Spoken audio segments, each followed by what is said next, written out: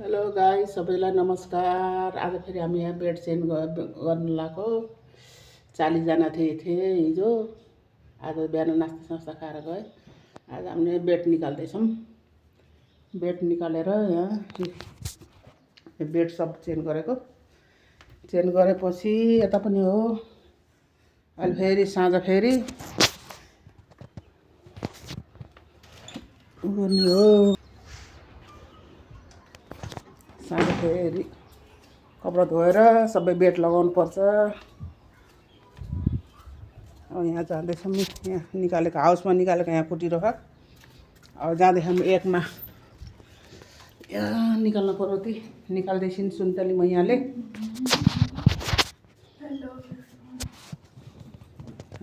यहाँ बेड निकाल्ने हो। हिजो आएर बसेका नि यहाँ यस्तो गरेर खालि अब यो चेन्ज गरेर निकालेर त्यहाँदेखि फेरि साँझखेरि बेड लाउने हो। फेरि अर्को कोठामा जाँदैछौँ। यहाँ पछाडिबाट मधुर आउँदो रहेछ गाइस मेरो क्यामेराको।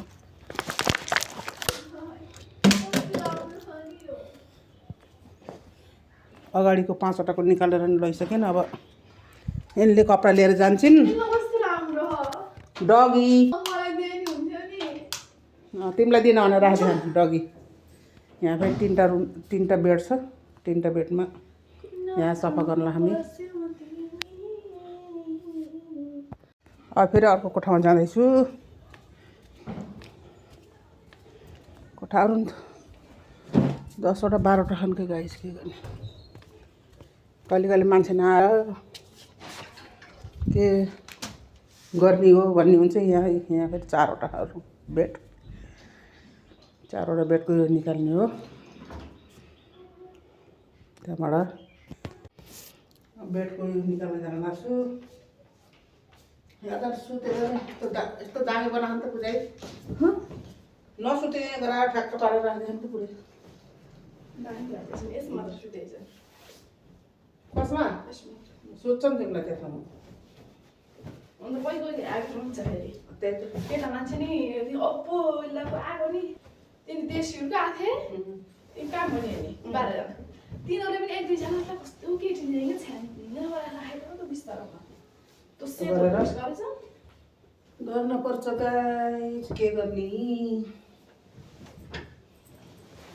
आज फेरि साँझ फेरि कति बजेसम्म हुन्छ हेर्नुहोस्।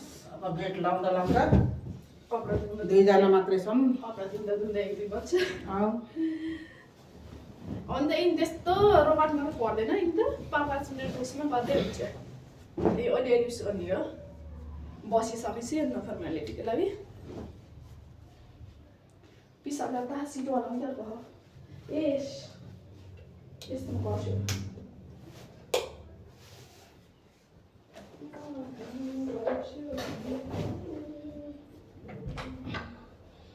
पछिबाट त आएको त चाइनिजहरू कहाँ बसेका छन्।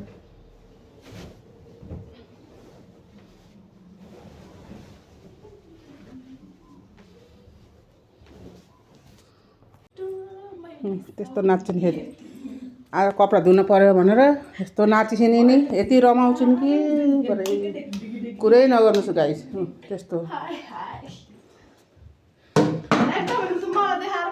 2 कुम्लो त लएर गइसकिन्। अझै 1 कुम्लो छ।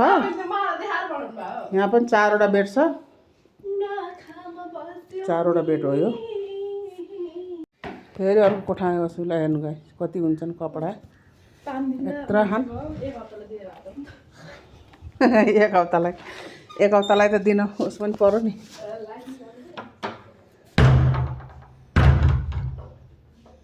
यहाँ त बेड त एउटा मात्र उसो गरे जस्तो है पूजा।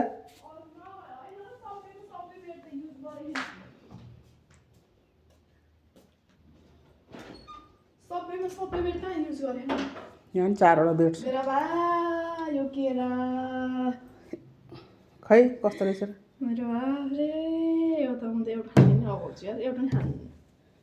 कति ठुलो केरा हो।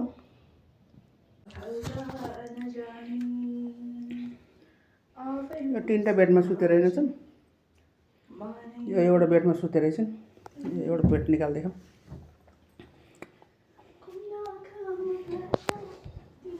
चाहिँ भन ल्याउनु त पर त हामीले भने नि त क्या त्यस्तै तानी गिद्धले मासु तान्ने थियो बस्यौ तिमी आँसुले पखाल्दा